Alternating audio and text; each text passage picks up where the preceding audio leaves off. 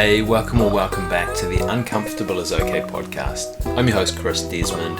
This is the show where we help you get better at doing the hard things that make life exciting. Now, it's been an uncomfortable start to recording this podcast because Audacity keeps dropping out for me for some reason that I have no idea why. But hopefully this time is going to be the charm. And what I wanted to do today is I wanted to have a little bit of a chat about some of the challenging things that I've been facing recently and how I've been applying some strategies to help me get through them as well.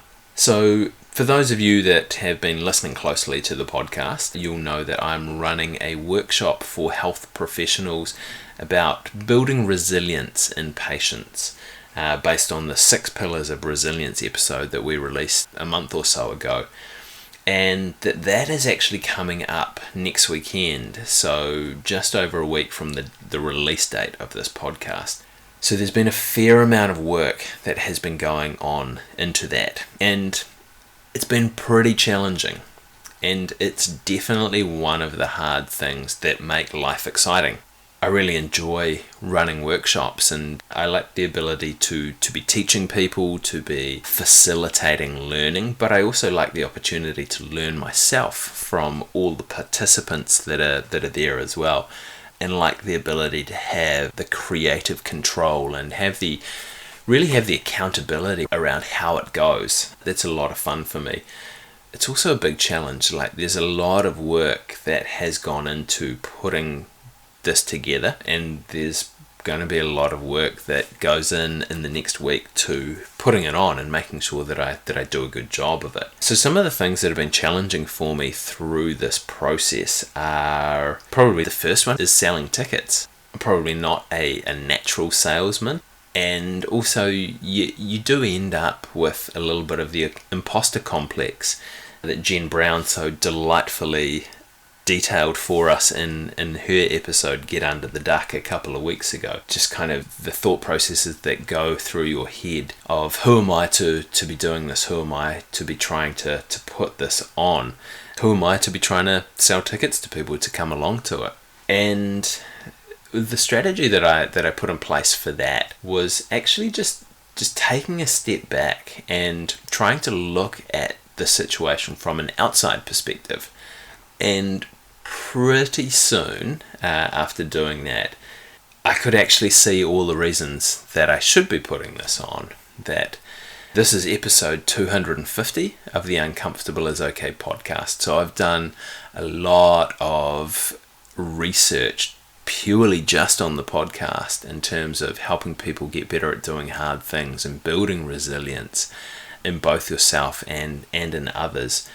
Not to mention all of the research that has gone on around the podcast, researching the topics, researching the guests, reading all the different books that I've been reading with this as well. Plus the expensive certificates from university that I have up on the wall, they play a part. And also the experience that I've had as working as a physiotherapist for the last 13 years. So taking a step back and changing, looking at it from an external perspective was really helpful with reducing the imposter complex that I was facing at the time.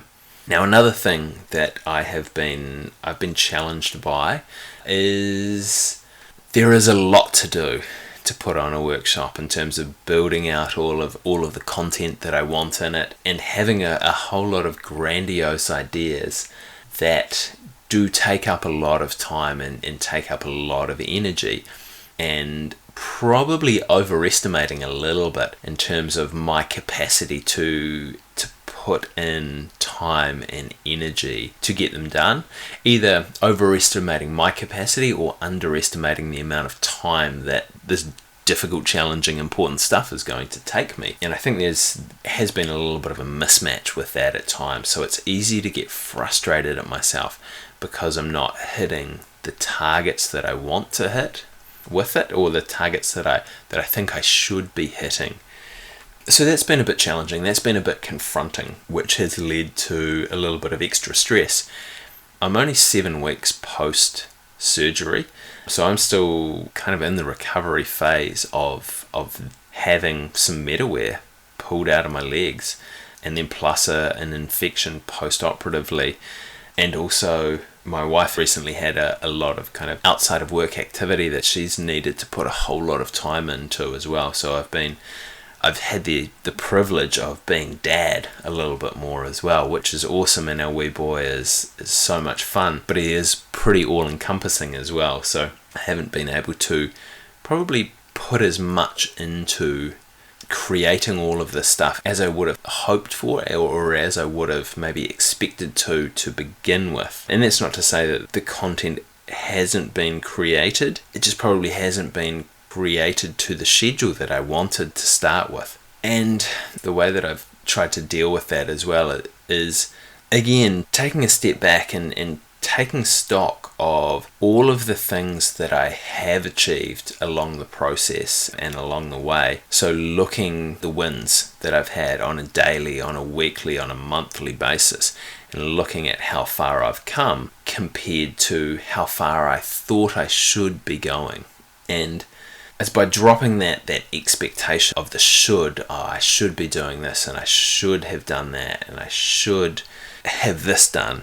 And some of the stuff that I think that I should have done is actually not important at all. It's not going to add anything to the workshop. So focusing on the wins and how much I have achieved, and it's obviously still important to kind of know the big things that I need to tick off within the next week to make sure that I pull this off, and it gives a lot of value to all the people that are coming along. But the reduction in stress level, when I look at how much I've achieved already and how grateful I am to be able to do that, is massive. So that's the way that I've approached that uncomfortable challenge and that uncomfortable mismatch with what I have done and what I think I should have done, is by both gratitude and also counting my wins. So that's some of the discomfort that I've been facing in the last couple of weeks, and some of the strategies that I have used to apply to those situations. The next week is going to be reasonably busy in terms of getting ready for the workshop here in Wellington on the 21st of September. If any of you are health professionals or interested in the health field and want to get better at facilitating resilience in others, there's still some tickets available. I'd love to see you along. Flick me a message if you're interested, and I can help you out in terms of organising tickets. But if you're not a health professional, I hope that this episode has been valuable for you, and I will see you all again next week with an awesome interview-based episode with Gillian Brooks. Thanks for getting uncomfortable with me today.